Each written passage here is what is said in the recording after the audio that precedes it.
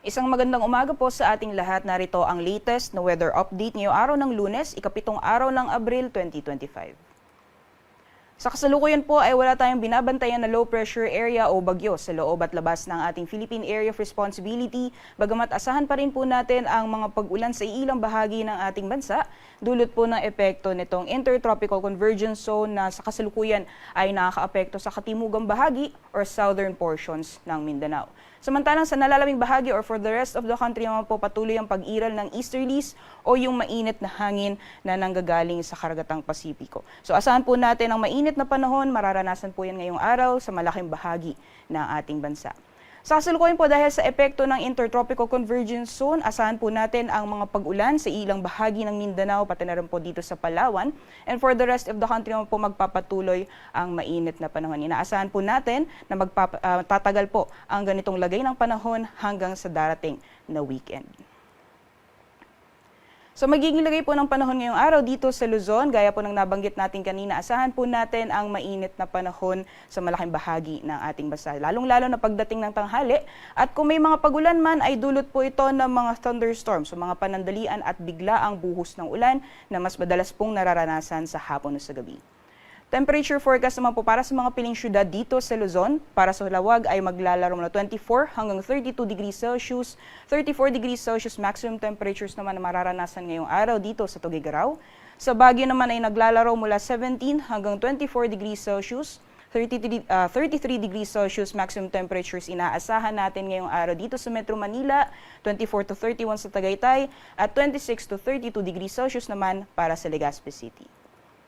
At para naman sa magiging lagay ng panahon for the rest of the country dahil po sa epekto ng Intertropical Convergence Zone or yung axis nitong Intertropical Convergence Zone, ito po sa may western portions ng Mindanao, pati na rin po sa Palawan, asahan natin ang maulan na panahon. So dyan po sa Palawan, Zamboanga Peninsula at sa Bangsamoro or sa BARMM, mararanasan po natin ang makulimlim na panahon at may mga kasama po yan na mga kalat-kalat mga pagulan, pagkidlat at pagkulog.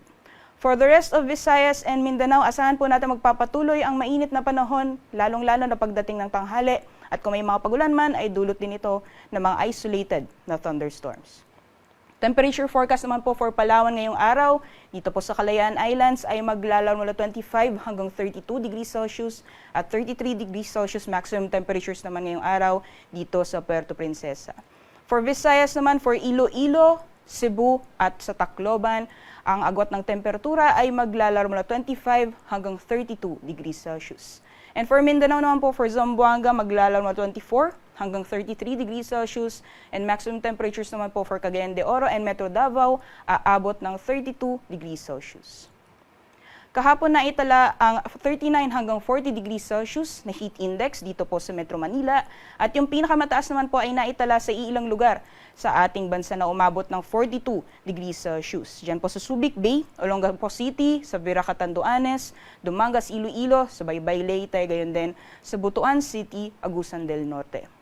At sa ngayong araw, based po sa ating forecast, dito po sa Metro Manila, maaring maranasan ang 39 degrees Celsius na heat index. At yung pinakamataas naman ay posible pa rin maranasan sa Viraca Tanduanes na aabot ng 43 degrees Celsius.